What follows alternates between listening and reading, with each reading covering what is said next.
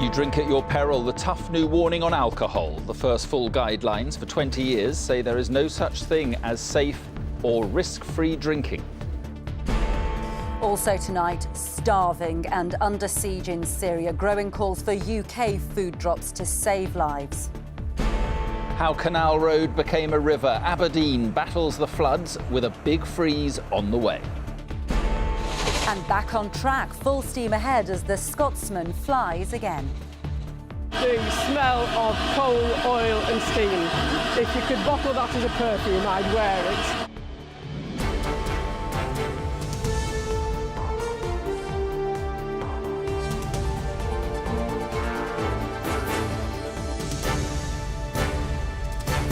This is the ITV Evening News with Mark Austin and Ranveer Singh. Good evening. The warning could not be clearer. If you drink, you are in danger. New guidelines on alcohol say there is no such thing as safe or risk-free drinking. The idea that a glass of wine may be good for you is apparently an old wives' tale, and there are also links between drinking and some cancers. And for the first time, the new recommended weekly limit, which is around 7 pints of beer or 7 glasses of wine, is the same for men and women. Our consumer editor Chris Choi has this report. Blackpool has almost 2,000 alcohol outlets and the highest proportion of booze-related hospital admissions in the country. Today's official message on such problems was hard-hitting. There are short-term risks and long-term ones. Diabetes, stroke, but particularly important, the data on cancer. New alcohol guidelines say both men and women should have no more than 14 units a week. That's around 7 pints of average strength beer, 7 standard glasses of typical wine or 14 single spirit measures. Consumption should be spread over 3 or 4 days rather than binging. There should be several alcohol-free days each week, and pregnant women should not drink at all. Late Night Blackpool shows what the official message is really up against. The old alcohol guidelines were widely ignored.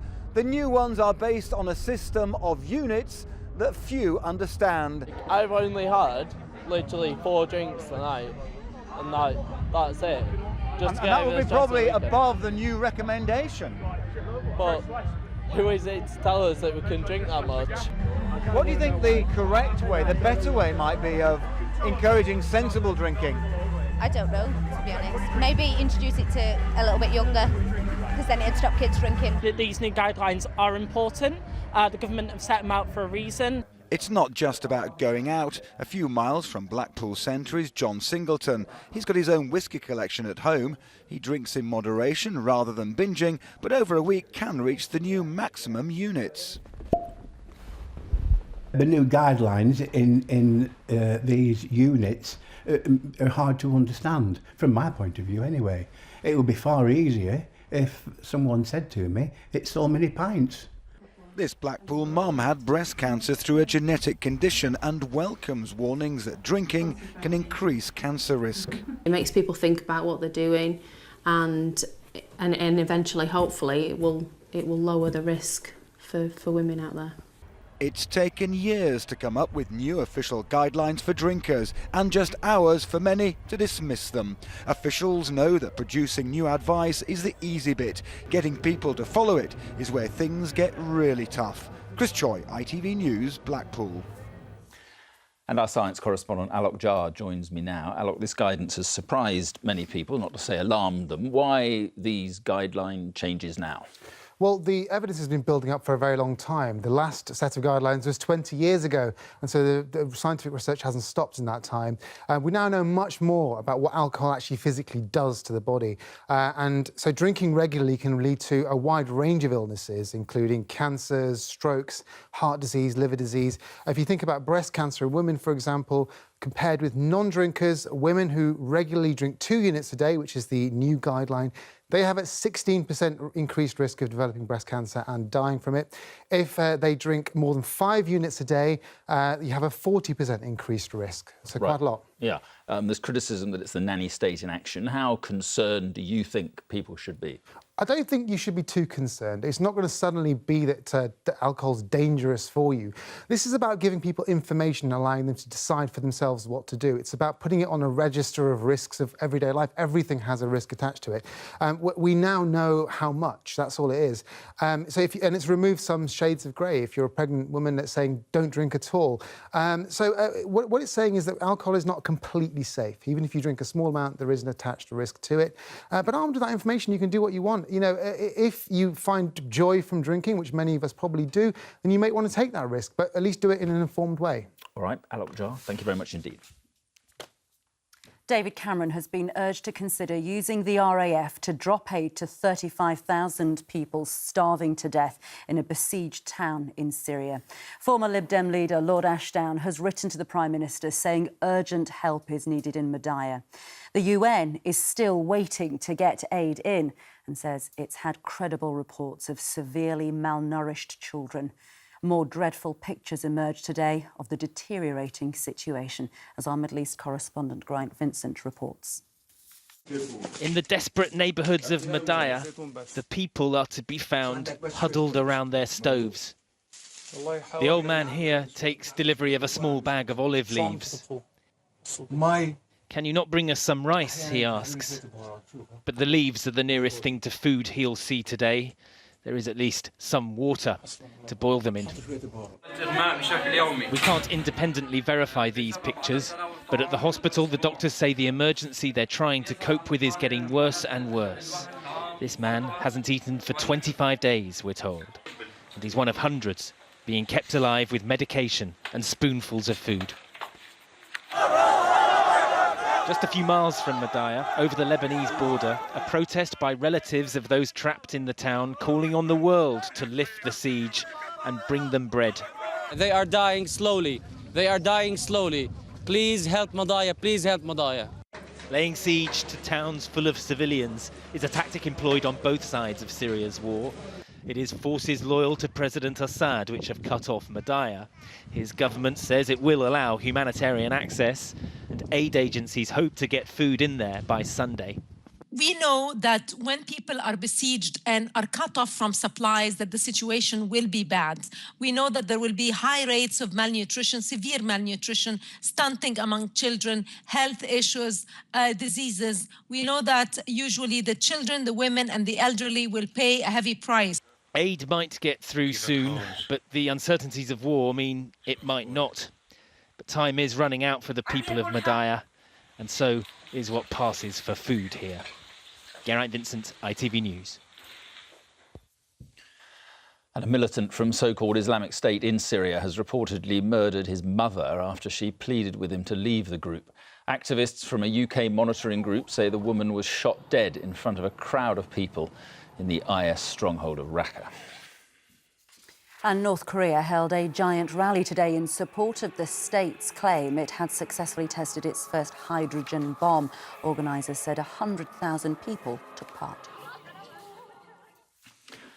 The Army's chain of command knew about severe physical punishments called Beestings, which led to the death of a soldier, a coroner said today. Private Gavin Williams died from heat stroke in 2006 after being forced to march on one of the hottest days of the year. His mother, who has fought a long campaign for justice, said he had been subjected to inhuman and degrading treatment from the inquest. Rupert Evelyn reports. On one of the hottest days of the year, Private Gavin Williams marched to his death. He overheated, and despite paramedics' attempts to save him, this journey to hospital would be his last. The beasting, as it's known, was for his behaviour in front of an officer's guest. Combined with recent ecstasy use, it's left a family devastated. What happened to Gavin was wrong, plain and simple. He was killed by the way in which his fellow soldiers chose to punish him unlawfully, to beast him. I know that the nature of that beasting was so inhuman, so degrading, that it cannot be tolerated in any civilised world. Drilled by his superiors around Tidworth Camp, Gavin Williams was also forced to carry a weighted bag, and all done in the heat of summer. The coroner found that Gavin Williams' punishment was part of what he called a system of unofficial punishment within the battalion, and that the chain of command failed to identify and prevent it. There was a culture of unofficial punishments in 2 Royal Welsh at the time of Gavin's death. This is unacceptable, and it was unacceptable. Regulations now exist to prevent similar deaths, which Gavin Williams' family accept, but they are sceptical about whether Beestings are really gone for good. Rupert Evelyn, ITV News, Salisbury. Emergency services in Scotland are on high alert tonight, with heavy rain set to cause further major flooding. There are 2 severe flood warnings in place in Aberdeenshire and 4 flood warnings in the region. There are also 21 flood warnings across England and Wales, but it was Aberdeenshire that bore the brunt overnight, with the River Don bursting its banks, forcing many residents to be evacuated, including many elderly people. From there, our Scotland correspondent, Debbie Edward, reports. Within minutes of the Don breaching its banks, Canal Road in Port Elphinstone was turned into a raging river. The families, mostly elderly, who live there, evacuated as the rapidly rising water invaded their homes. I've never seen anything like that before. You just wouldn't think it's real, it's just devastation, is it? A tranquil sunrise followed the early morning chaos and revealed the extent of the flood. Homes, businesses and the land, all engulfed by the river as it reached its record level. Jim Addy wading into his workshop to assess the damage. On Canal Road, the fire brigade returned to make sure they had got everyone out. Christina Ritchie was one of over 50 people rescued by boat in the area, her front door broken off as her and her daughters were taken to safety. In 40 minutes it was all flooded, really, in 40 minutes. I mean, it just arrived and then you see the power of nature. That's how deep it is now. On the other side of the river in Inverurie, James Reid returned home to find his living room underwater. His family home of 61 years ruined by flooding. Just a shock. That's all I can say. It's just a real shock. That's the first time it's ever been as high as that. A let-up in the weather has allowed much of the water to recede. Pumps brought in to hasten the process. It's never flooded like this in Port Elphinstone before, but in 2016, it's now happened twice. Sure. Well, it is expected to remain dry here tonight, which will help with this clear-up operation, which is continuing tonight. They've almost fully drained Canal Road now, but the Met Office has issued a weather warning for snow and ice across much of Scotland, Northern Ireland and the north of England. Certainly here, temperatures are already close to freezing. The Met Office is also warning we could see a return of the rain to Aberdeenshire Saturday night into Sunday morning. Certainly for people here, this weather misery is not over yet. All right, Debbie, thank you very much indeed. Still to come on ITV Evening News. Steam and tears as the Flying Scotsman returns to the tracks. I read you loud and clear, over. And the school that called space, how pupils made history, speaking to Tim Peake on an amateur radio. As soon as we heard his voice, even just over the static, it was absolutely crazy, and you sort of felt the whole room like, oh my gosh, we've spoken to Tim Peake. But first, the new Shadow Defence Secretary, Emily Thornberry, has told ITV News she doesn't know why she's been promoted by Jeremy Corbyn. The Islington MP, who wants to scrap the UK's nuclear deterrent, replaced Maria Eagle in this week's reshuffle. She also defended her links to a law firm which represented people suing British soldiers. She spoke to our political correspondent, Lewis Vaughan-Jones. Jeremy Corbyn and his new Defence Secretary are united on a key issue. Both think the UK's nuclear deterrent Trident should be scrapped. So is that the reason Emily Thornberry got the job? She spoke to ITV News today. Isn't the truth you've just been given the job so that Jeremy Corbyn doesn't have to have a fight over Trident?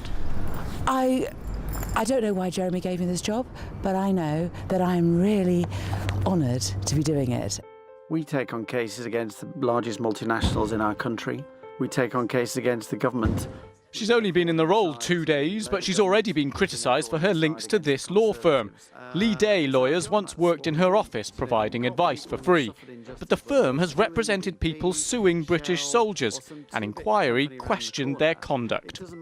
Immoral, thieving and ambulance chasing lawyers. That was one MP's assessment, and although the firm denies the allegations, the Prime Minister added his concerns this week. I do think that this organisation, Lee Day, does have some questions to answer.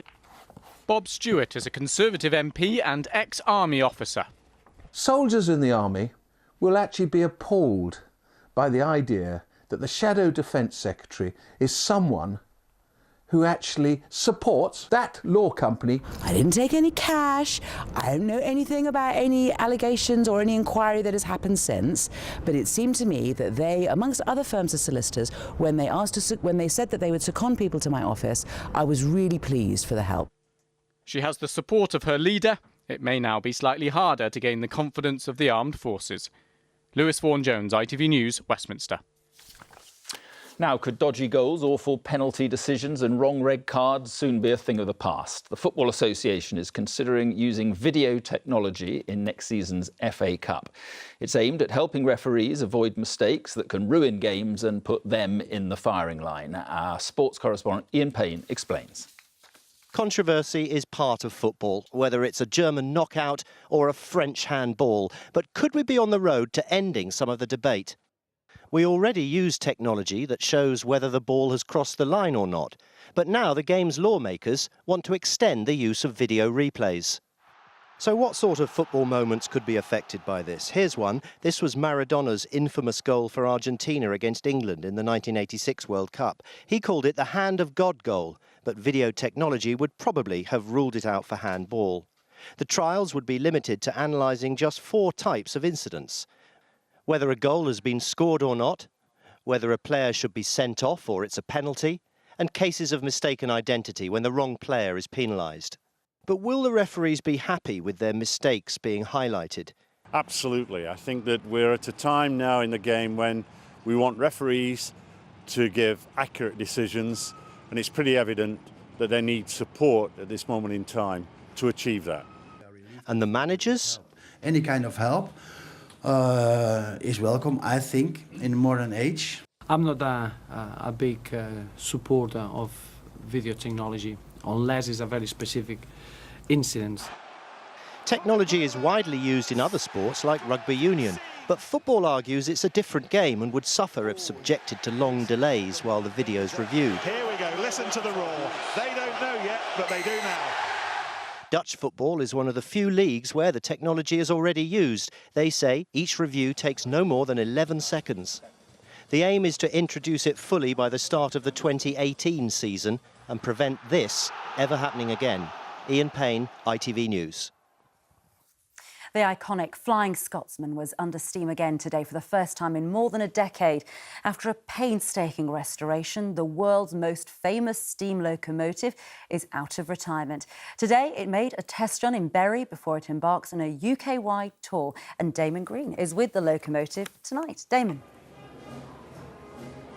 Well, paying passengers are preparing to embark. The Flying Scotsman behind me for the first time in over 10 years. They've paid £103 for a journey from here in Bury down there to Rottenstall. That's 10 miles away. They're not getting just a short trip through the East Lancashire countryside. They're getting a journey into a glorious past. Thundering through the Lancashire countryside, a mighty beast that slept for 10 years, now awake to remind us all of the power of steam. Flying Scotsman, a name that has enjoyed fame for almost a century. Back in steam, back to life. The sight and sound of the old engine rolling into service was enough to bring a lump to the throat, a tear to the eye. When you hear that sound and you hear... My hair on the back of my neck is standing on end at this very moment. And I think the smell of coal, oil and steam, if you could bottle that as a perfume, I'd wear it. I really would, I love it. Built in 1923, this locomotive represented the cutting edge of technology, powerful enough to take passengers from London to Edinburgh at speeds touching 100 miles an hour.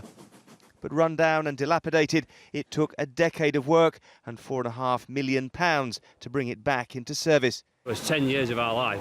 You know, there's so much. It's immense. It's the biggest overhaul a locomotive had. We've chopped the front end off, we've got a new boiler. So, yeah, there's so much we've had to do for it. And how does it feel to finally be moving?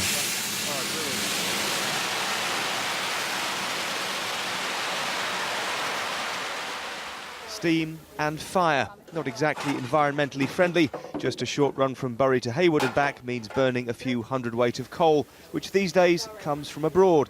This engine has now outlived all the Yorkshire pits that once supplied the very best. But we don't have the coal, but we have the steam. We don't have the coal, but we have the steam. The coal's still there underground, but politics makes it too dear to bring it out. The age of steam is to many people an era of magic, an era which will, of course, never return.